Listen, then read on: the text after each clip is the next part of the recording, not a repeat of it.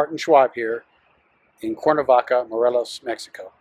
And this next video walks you through the basics of how to use my 3x3 global drills worksheet, also known as simply the global worksheet. I will go into detail on the different divisions of this here in a second, but I also just wanted to preview that in future vlogs I will fill in with a pen different ideas in these boxes for how this worksheet is to be used, not by me as the expert, but by you in different governments, corporations, all types of human groups, so that they can be synergized in taking on multiple global threats that are potentially extinction causing.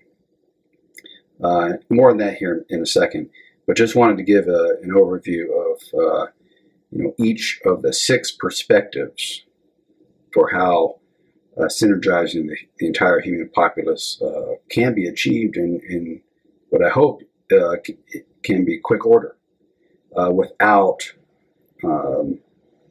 totalitarianism or autocratic regimes using this to control people. This is actually the reverse of that.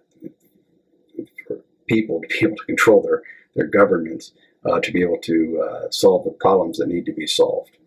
Okay, so on the bottom is environmental, and I go in, there's different subdivisions which we can go into later when we use when we approach one or more global threats at a time. By the way, for now, when you start using this worksheet, this system or this process, just whether it's with your students or just yourself as an executive, just start with one global threat at a time and use this to go through and create 9-part approaches or strategies to a global threat. Later, you can start combining threats and get more sophisticated.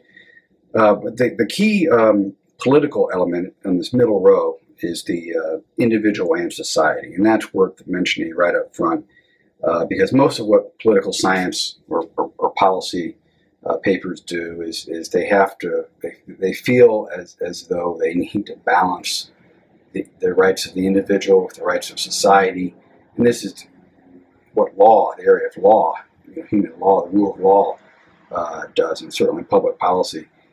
I'm taking a kind of a radical but still subtle shift in that. I'm saying the individual and the society is just one perspective of 6 when taking on global threats, and so the assumption is that we're all on the same page, and that we don't preference the individual over society or the society over the individual. So basically, this is post-Cold War thinking, where the West was primarily championing the rights of the individual, and the East, the communist regimes, primarily championed the rights of society. I'm saying that's nonsense. We need to get beyond that false division and say both are equally important, but it's just one part of the story. You have to consider the environment, the natural world, and then you also have to consider widening the box of thought, which is what the cosmic perspective gives you on the top there.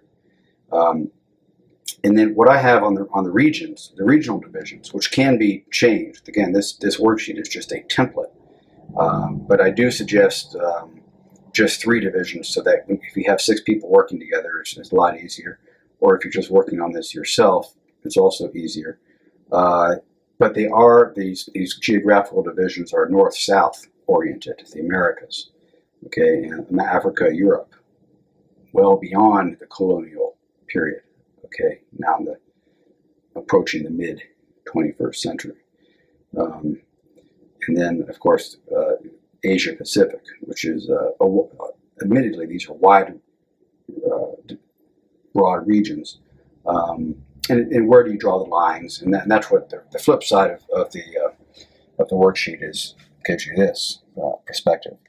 I've drawn the lines, or split the basketball of Earth, in 3 sections, or if you want to use an orange analogy, if that works better conceptually.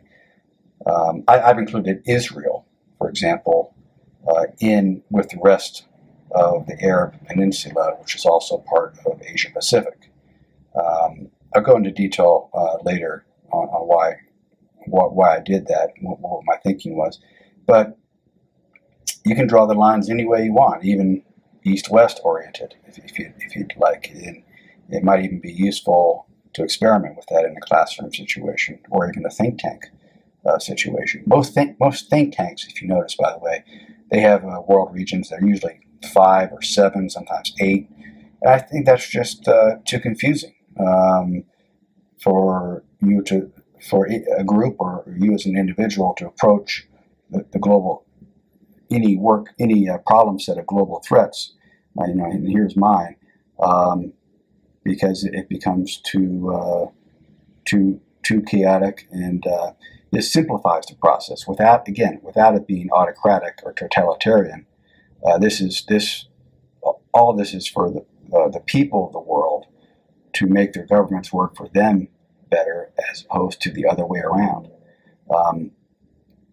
Some folks might say that I'm supporting the globalist agenda. No, this is an alternative globalist agenda. So instead of thinking of the New World Order, I'm against the New World Order. But it doesn't mean I'm for global chaos. So just think of maybe alternative phrases such as better human synergy. And that would be something I'm in favor of. From the bottom up. I do have here the individual and society, with the individual placed first. So I guess if I had a bias, it would be the individual. You have to have both, in one in the context of the other. These are for other vlogs, but I started out on this thinking with the asteroid and comet threat, and having we need a space-based approach. And there are different groups out there, the B612 Foundation, most notably, with their Sentinel mission. And so I thought this was 10 years ago. I was looking at fundamentally the asteroid comet issue, and I wrote the first edition of this book, Homeplanet Defense, to argue that governments needed to work together on that particular issue. And then it just seemed like, well, all these other issues also need to be addressed. And so this was before my Ph.D., but this is essentially my Ph.D. in a boiled down version. I presented these charts at my dissertation defense, for example. And we just need to be more systematic and comprehensive, but without being totalitarian. And I think this is, if you look at this in more detail, this is what I have achieved as a template. And then this is a printout of my blog, which shows you how short you can outline strategies to different global threats, but 9 parts. So this could be a book chapter outline, reports, almost how I imagine the national intelligence estimate from the CIA to the President of the United States might look like. Those, of course, are secret. But I was told that they were relatively short, especially for at George W. Bush's request. But this would be analogous to a global intelligence estimate for the people of the world, and including governments, at the service of people, instead of the other way around. And students can use this to come up with their own 9-part solutions, which are, again, based on these 9 squares, based on 6 perspectives. So anyway, that's food for thought, and future vlogs will fill in the details of how this is actually used. But this gives you a substantive view of the global worksheet. Thank you very much. Talk soon. Bye-bye.